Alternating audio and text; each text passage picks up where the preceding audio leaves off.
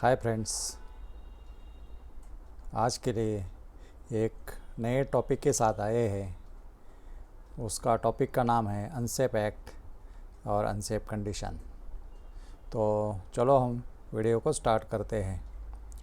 What is unsafe act, what is unsafe conditions. तो इसके पहले हम डेफिनेशन देखेंगे। So unsafe acts are any actions or behaviors that put ourselves or others at risk of harm.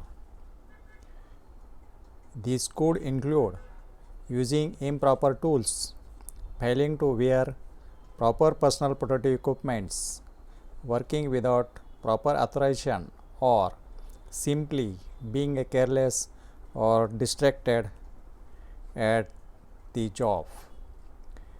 यानी कि कोई भी आपकी असुरक्षित कृति या एक्शंस ऐसी हो जिसके वजह से खुद को चोट लग सकती है या आपकी अनसेफ एक्ट्स की वजह से दूसरे को भी चोट लग सकती है।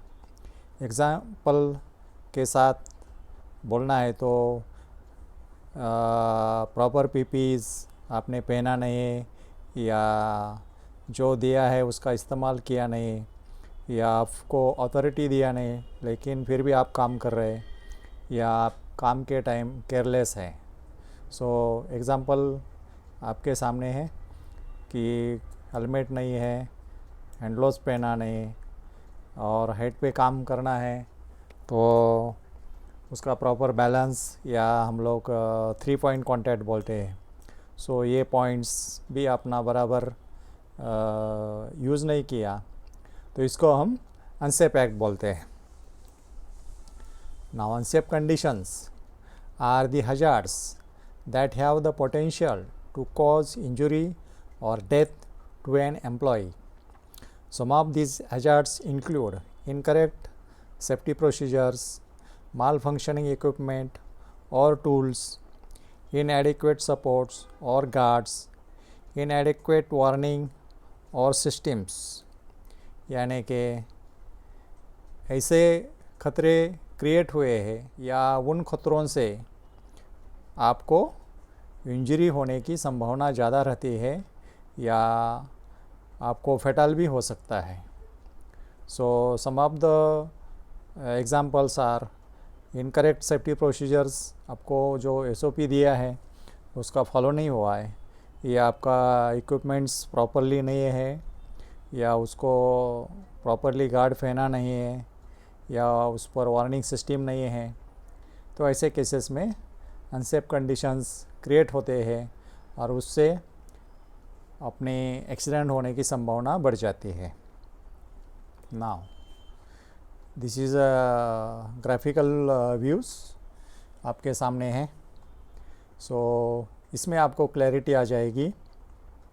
इसमें लिखा है 88% of accidents because of the unsafe act और attitude, then 10% of accidents because of unsafe equipments और unsafe conditions and 2% of accidents are because of natural disaster और नेचुरल कैलेमिटीज़।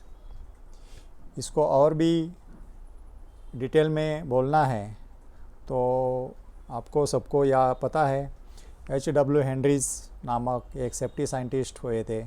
उन्होंने ये परसेंटेज वाइज बताया है कि 88% of accidents happen because of the unsafe act and 10% of accidents are happen because of the unsafe conditions. यानी कि 88 + 10 that is 98% accidents are preventable और जो 2% रहते हैं दैट इज़ नेचुरल डिजास्टर में भी फ्लड है या अपना अर्थक्वेक है या आपको स्टॉर्म है, ऐसे कुछ इंसिडेंट घटते हैं that is called natural disasters. So this is overall percentage of causes of accidents. Unsafe acts या अनसेफ कंडीशंस को हम लोग इमीडिएट कॉजेस बोलते हैं। There are 2 types of causes of accident. One is the immediate causes and next one is the root causes. So जब हम लोग accident investigation करते हैं, एक्सीडेंट एनालिसिस करते हैं, तो इसमें आपको दोनों कॉजेस या दोनों रीजंस फाइंड आउट करना चाहिए. सो this is about unsafe act and unsafe condition. Now there are a couple of examples of unsafe act which is in front of you. We will go one by one. First one is the shortcut methods. आपको जो procedure दिया है वो आप follow नहीं कर रहे हैं या लंबा रास्ता है, आप छलांग मार के जा सकते हैं, या कोई ट्रेंच है, लंबा ट्रेंच है, उसको पूरा चक्कर मार के वापस आने में टाइम जाएगा, तो आप लोग डायरेक्टली छलांग मार के जा सकते हो. So such type of shortcut method. आपके पास पीपीई नहीं है और आपका 2 मिनट का काम है, तो you will take the opportunity to do the work without PPEs. So this comes under the shortcut methods. Now keeping over confidence. ज़्यादा भी ओवर कॉन्फिडेंस से काम करेंगे तो भी एक्सीडेंट की संभावना बढ़ जाती है. जैसे हम लोग बोलते हैं मेरा 20 साल हो गया या मेरा 25 साल हो गया तो मेरे को कुछ नहीं होता है, मैं विदाउट पीपीई काम करता हूँ, तो ऐसे केसेस में उसको बोलते हैं ओवर कॉन्फिडेंस. और दूसरा है यूजिंग ऑफ डिफेक्टिव टूल्स.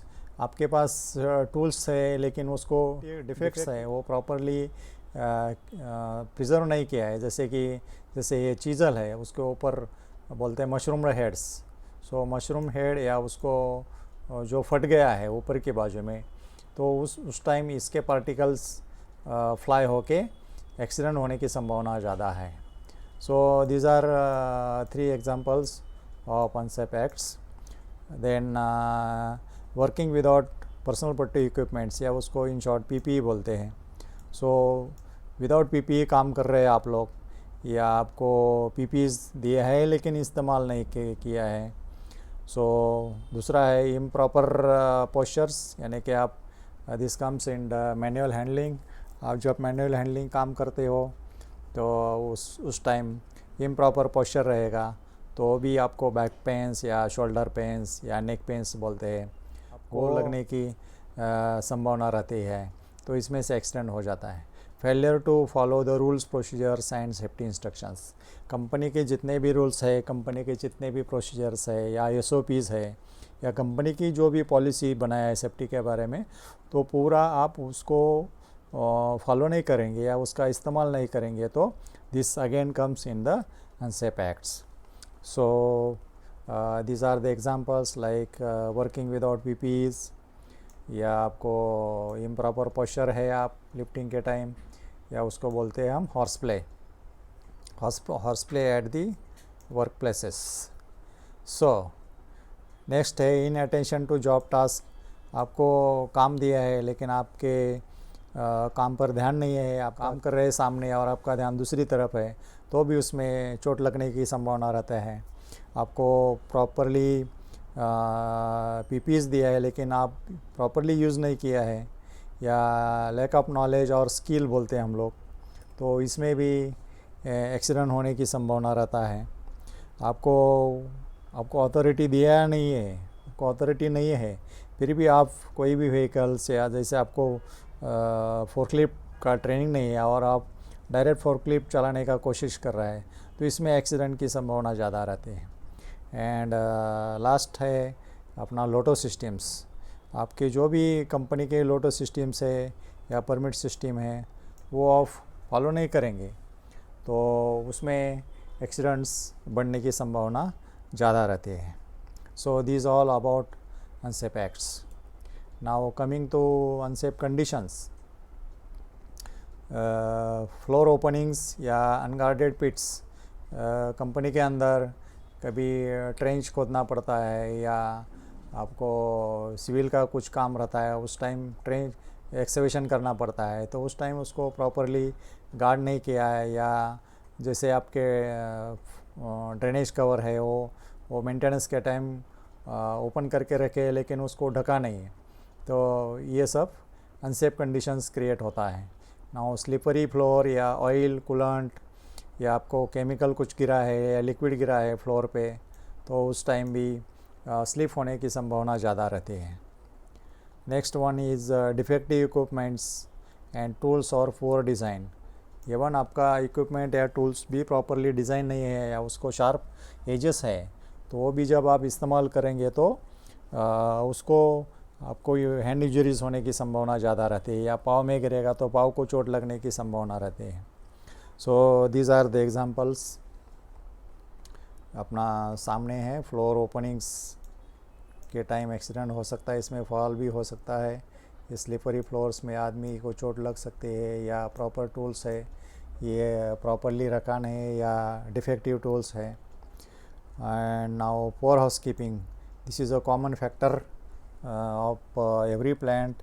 अगर आपका एरिया क्लीन नहीं है या वर्क प्लेसेस क्लीन नहीं रखे, उसमें बहुत सा सारा मटेरियल ऐसा का वैसा डंप किया है, या जैसे सिविल के साइट चल रहे हैं तो उसमें प्रॉपरली स्टैक नहीं किया है मटेरियल, तो उसमें जाने आने के टाइम्स आदमी आदमी को ऑब्स्टेकल आने के बाद वो स्लिप होके गिर जाता है।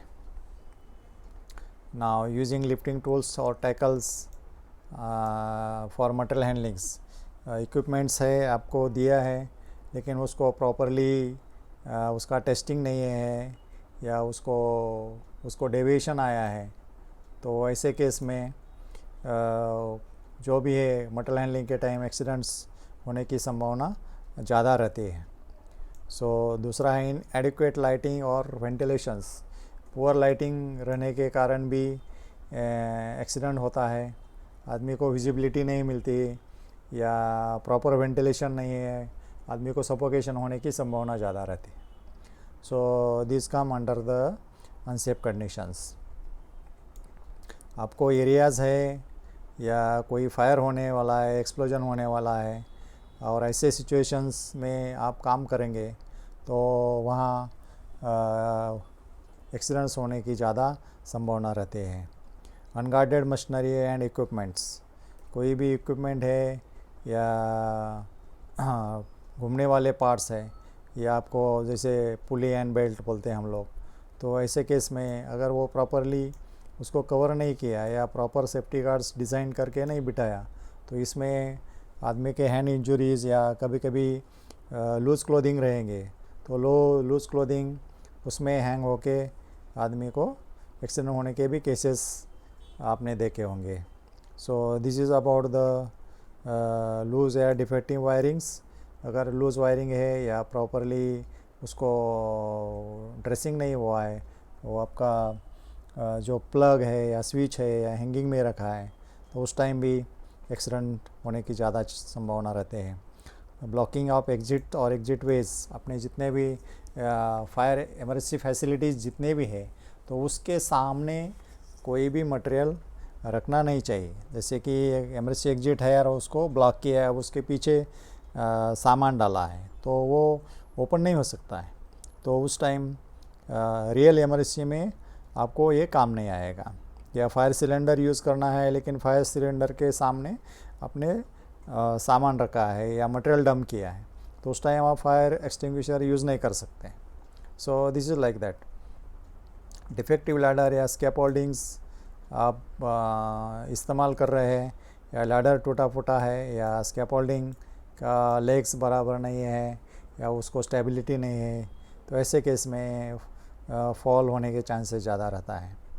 और लास्ट वन है डैमेज रूफ। ऐसे जब हाइट पे काम करना है तो उस टाइम अगर ऐसे ओपनिंग्स रहेंगे या फ्रैगल रूफ्स बोलते हैं हम लोग, ऐसे रूफ में फॉल होके या रूफ डैमेज होके या क्रैक होके भी एक्सीडेंट्स बहुत सारे घटे हैं, या आपने पढ़े होंगे या देखे होंगे। So these are the examples about unsafe conditions. Now again small two videos in front of you. This is the first one case for improper postures. आपका उठाने के टाइम से या क्रेन से आप उठाते हो तो उसका जो पोजीशन है आपका थोड़ा जॉब से दूर होना चाहिए, आप इधर ऐसे देखेंगे तो आपके पाँव के ऊपर ये जॉब गिरने की संभावना ज़्यादा रहेगी। तो इसमें आपको लेसन लर्न क्या है, तो इसको आपको ये देखना है कि आप जॉब उठाने के बाद आपको हिट ना करे या आपके पाँव प्रेस ना हो जाए। सो this is the intention of showing this video. Now in this case this is overloading किया है इसको और छोड़ दिया है, और जैसे ही वो प्रेस किया तो इसमें शॉर्ट हो गया है। So this is electrical overloading.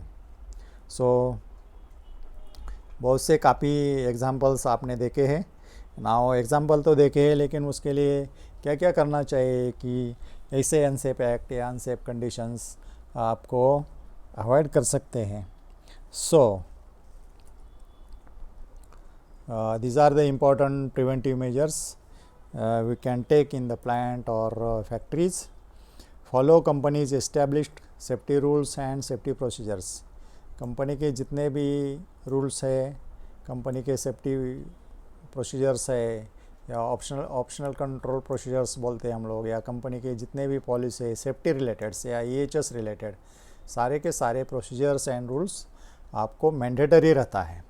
जब कंपनी के अंदर आप एंट्री करते हो तो वहाँ से आपको कंपनी के रूल्स सभी आपके ऊपर मैंडेटरी है और वो फॉलो करना ज़रूरी रहता है।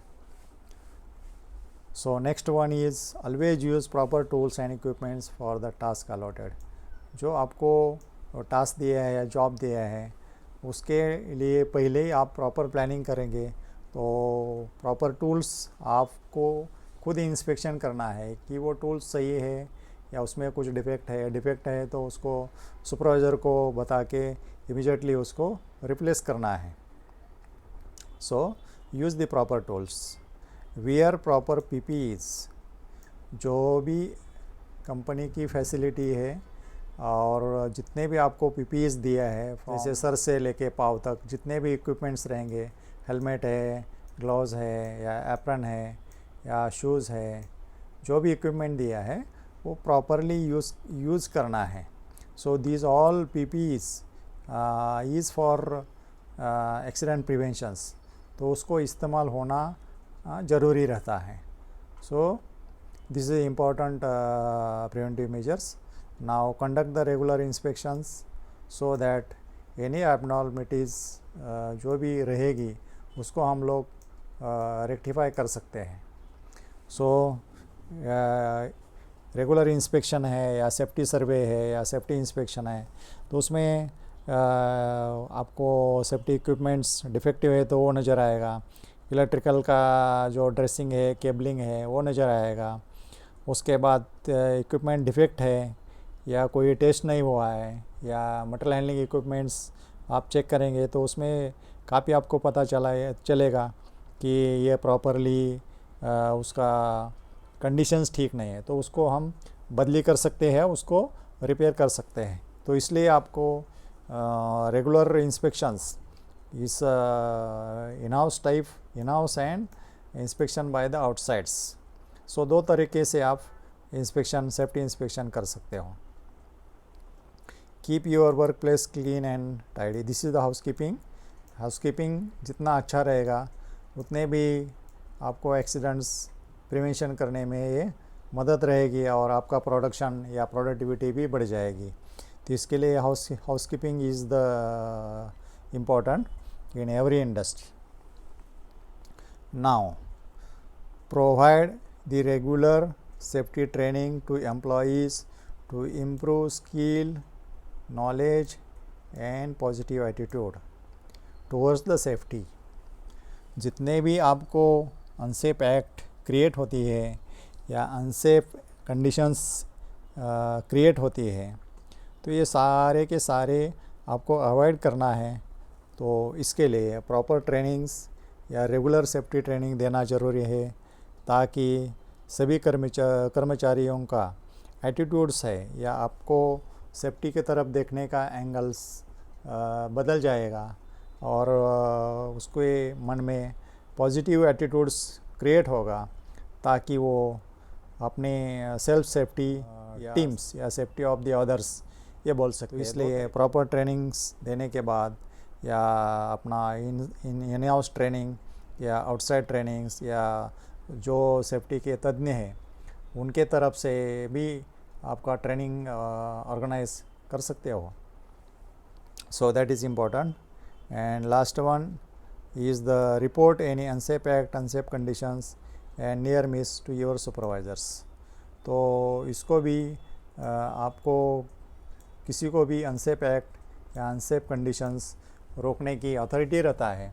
Every employee has right to stop the unsafe practices in industry. So ऐसे कुछ नज़र आते हैं, अगर आपको स्टॉप करना नहीं आता है या आप नहीं कर सकते हैं तो at least you can report existing unsafe act and unsafe conditions to supervisors। तो